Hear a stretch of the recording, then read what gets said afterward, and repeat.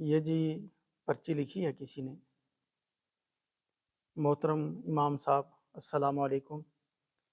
حضرت جی یہ بتائیں کہ انجینئر محمد علی مرزا کے بارے میں ہمارے لیے کیا حکم ہے؟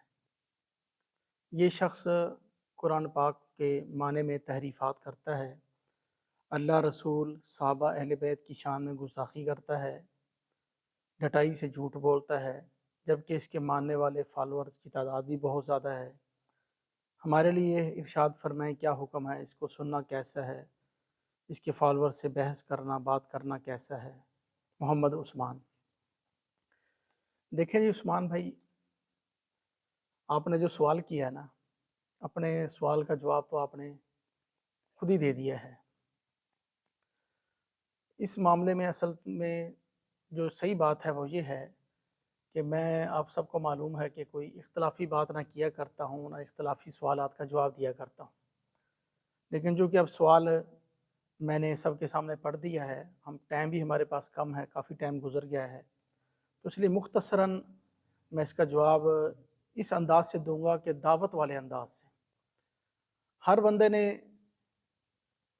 انجینئر کو ایکسپوز کیا ہے، اور کسی نے گالیاں دے کر، کسی نے دلائل دے کر، کسی نے چینل بنا کر۔ ہم چونکہ داعی ہیں، ہم دعوت کے حوالے سے، اب ان کے دلائل سے جوابات دینے وہ مناظرین کا کام ہے، فقہی مسائل کے جوابات دینے وہ مفتیان اکرام کا کام ہے۔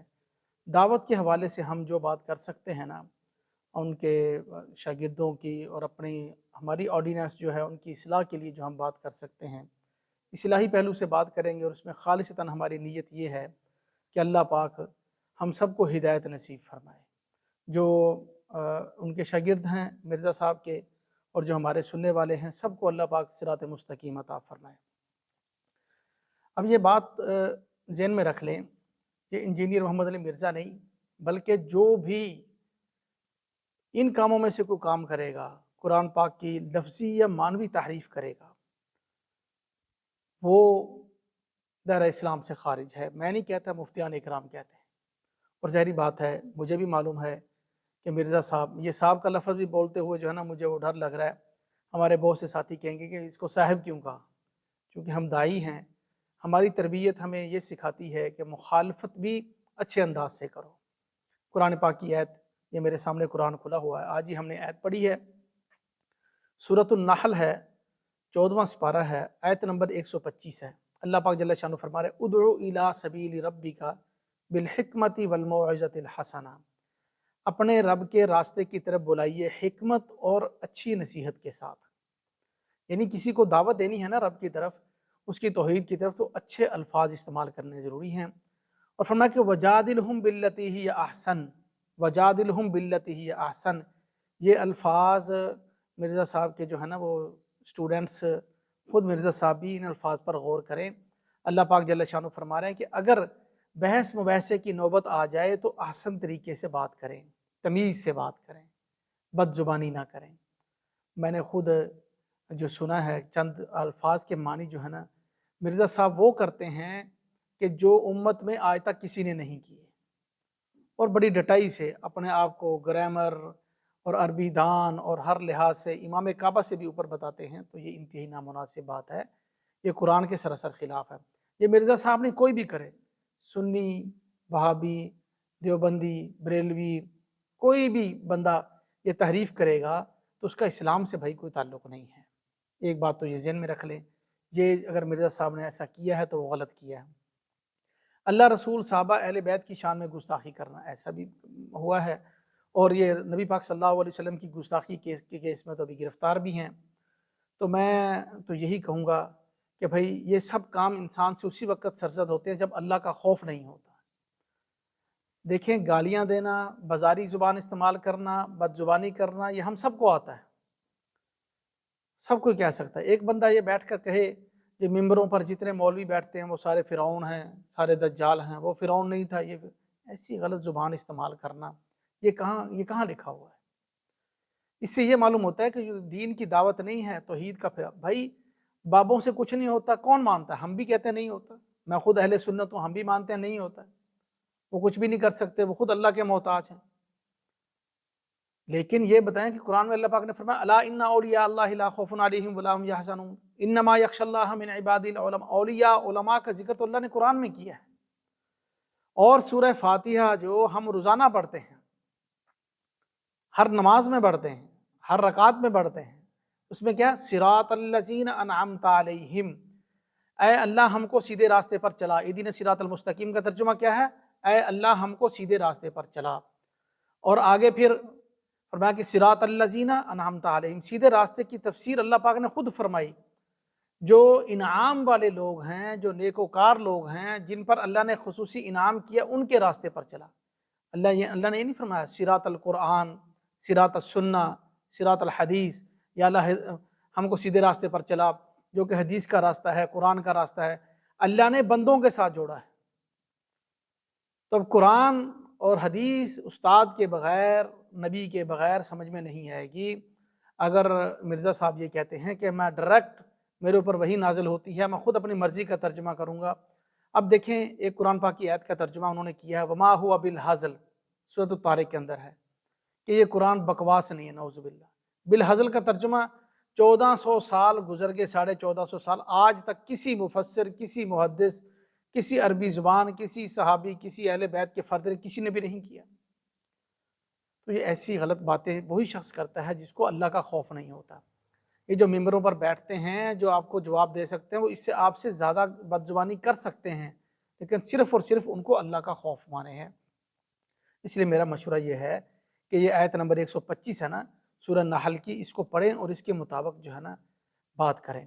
باقی عثمان بھائی، آپ نے یہ کہا کہ صحابہ اور اہل بیت کی شان میں گستاخی، دیکھیں ہمارا اہل سنت کا جو مسلک ہے وہ یہ ہے کہ ہم صحابہ اور اہل بیت کو ایک جماعت سمجھتے ہیں، اور اہل بیت کو ہم وہی پروٹوکول دیتے ہیں جو صحابہ نے دیا۔ صحابہ ان کو اپنا سردار سمجھتے تھے، ان کا عزت و احترام کرتے۔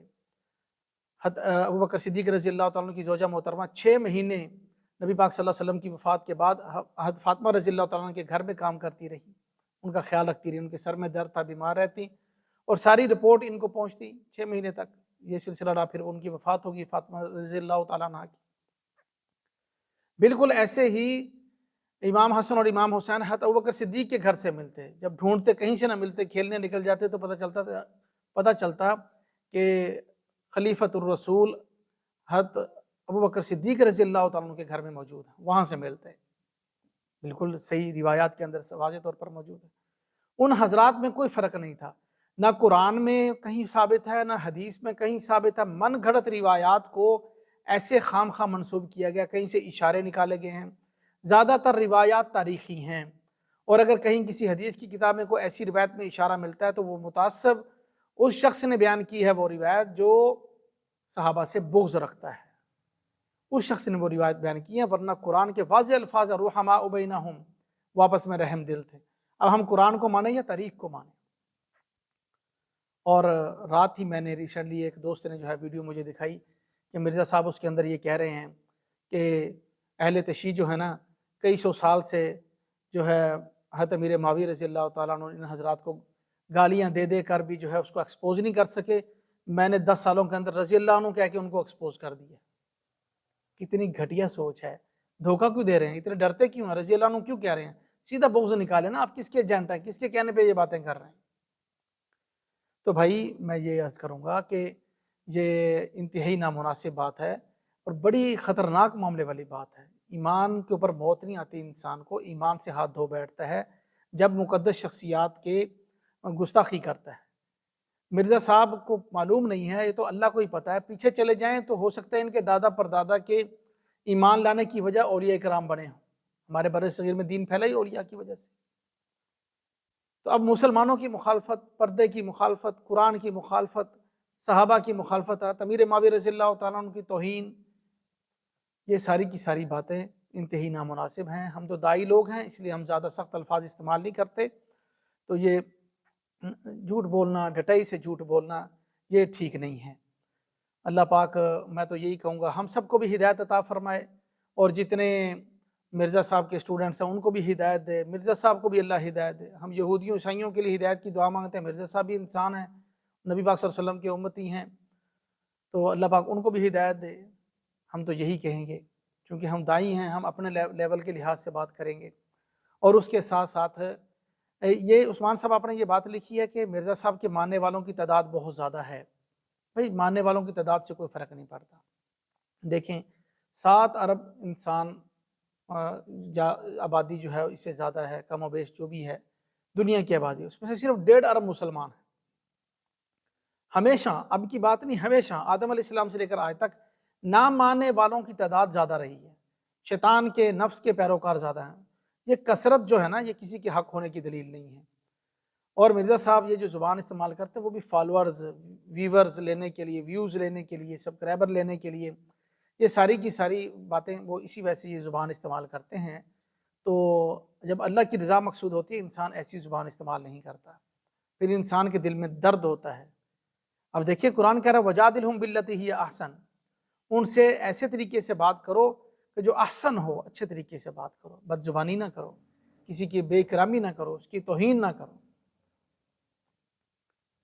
بالکل سطحی نظر۔ اور مطلب ہے کہ ایسی ایسی باتیں کرنا، دجال کہنا، فرعون کہنا، جیسے اتنا لائٹ ان لفظوں کو لینا اور گستاخی کرنا، یہ وہی بندہ کر سکتا ہے جس کے دل میں رتی برابر بھی اللہ کا خوف نہیں ہے، اللہ کا ڈر نہیں ہے، اس کو یہ احساس نہیں میں نے روز معاشر اپنے رب کے سامنے پیش ہونا ہے۔ تو یہ کسی کی تعداد کا زیادہ ہونا، میں اس پر آپ کو ایک مثال دیتا ہوں۔ ہمارے ہاں ایک ڈاکٹر صاحبہ جن کا نام ڈاکٹر عبد الرحمن ہے، وہ عطائی ڈاکٹر ہیں، مطلب ہے کہیں سے تھوڑا بہت سیکھے، کسی ڈاکٹر کے ساتھ رہے، تو انہوں نے اپنی فیس 500 رکھی ہے، تو ان کے پاس مریضوں کی تعداد جو ہے نا وہ 200 150 مریضوں کی تعداد ایک رات میں وہ نمٹاتے ہیں، فیس تھوڑی سی۔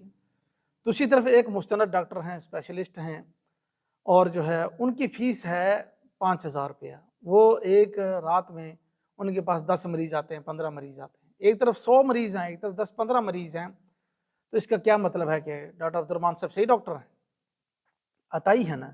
اسی لیے میں بھائی عثمان صاحب آپ کو یہ مشورہ دوں گا کہ یہ جو ہے نا عطائی مولوی جو ہیں، ہر کوئی مولوی بنا بیٹھا ہے، دیکھیں دعوت دینے کا حق سب کو ہے، لیکن مسئلے بتانا، فتوے بتانا، صحابہ اور اہل بیت میں آپس میں فیصلے کرنا، یہ قاتل تھا، وہ حق پر تھا، وہ نا حق پر تھا، یہ اتنا آگے نکل جانا جو ہے یہ کون فیصلے کر سکتا؟ فیصلہ تو اللہ نے کرنا ہے۔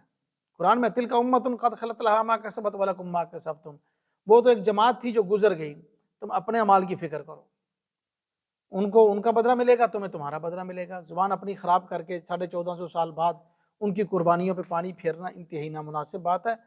تو اس لیے کسی کے ساتھ زیادہ فالورز ہوں، زیادہ تعداد ہو، جو اس کے حق ہونے کی دلیل نہیں ہے۔ قرب قیامت میں ساری دنیا دجال کے ساتھ ہوگی، تو اس کا کیا مطلب؟ دجال حق پر ہوگا؟ بہت تھوڑے مسلمان ہوں گے، 3 حصوں میں تقسیم ہوں گے، ایک حصہ تو ماننے سے انکار کر دے گا امام مہدی کو، اور ایک حصہ شہید ہو جائے گا، ایک حصہ بچے گا مسلمانوں کا جو روئے زمین پر سب سے بہترین انسان ہوں، جو احادیث کا یہ نچوڑ نکلتا ہے۔ تو یہ اس کا یہ مطلب نہیں ہے کہ دجال حق پر ہوگا، سارے اس کے ساتھ ہوں گے۔ اس لیے میری گزارش یہ ہے کہ بحث نہ کی جائے، اور ایسے لوگ جو مستند عالم دین نہیں ہے، جو کسی کی صحبت میں نہیں بیٹھے، ساری باتیں کتابوں میں نہیں لکھی ہوتی، کچھ روحانی اثرات جو ہیں نا انسان کو حق پر قائم رکھنے کے لیے، کوئی باتیں روحانی طور پر جو نسبت نبی پاک صلی اللہ علیہ وسلم کے ساتھ روحانیت بھی منتقل ہوتی ہے استاد کے سامنے بیٹھنے سے۔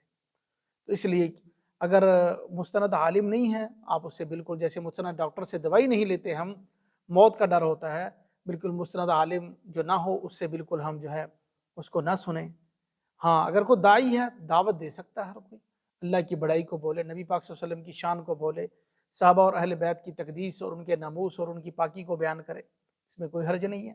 لیکن جب وہ مسئلے مسائل میں آئیں گے، اپنی فیلڈ سے نکل کر جب مناظرے کی لائن میں آئیں گے، تو پھر ان کو نہ سنا جائے، اور مستند جو لوگ ہیں ان کو سنا جائے، اپنے اپنے مسلک پر رہتے ہوئے دین کا کام کریں، جو کر رہے ہیں ان کی حوصلہ افزائی کریں، جو غلطیاں ہیں ان کی اصلاح کریں۔ اور یہ بھی میں بتا دوں کہ علماء اور عام لوگوں میں فرق یہ ہے کہ عام آدمی کوئی بھی ہوگا نا، وہ کبھی اپنی غلطی تسلیم نہیں کرے گا۔ علماء اگر غلطی کر لیں گے تو جہاں غلطی کی ہے وہیں پر رجوع کریں گے۔ میں نے خود کئی مرتبہ رجوع کیا ہے، ممبر پر بیٹھ کر اگر غلطی ہوگی تو وہیں پر رجوع کیا ہے کہ بھائی پچھلے جمعے مجھ سے یہ غلط بات ہو گئی تھی، اب جو ہے نا وہ بات ایسے نہیں ہے، بعد میں مجھے تحقیق اچھے سے ہوئی تو میں اس سے رجوع کرتا ہوں۔ بالکل میں نے بہت سے علماء کو دیکھا ہے جو بڑے بڑے چینلز پر آتے ہیں، چینلز پہ بیٹھ کے رجوع کر لیتے ہیں، وہ تو اپنی غلطی کو تسلیم کرتے ہیں، غلطی کو نہ ماننا یہ تو شیطان کا کام ہے، غلطی سے رجوع کر لینا آدم اور ابن آدم کا کام ہے۔ اللہ پاک ہم سب کو عمل کی توفیق نصیب فرمائے۔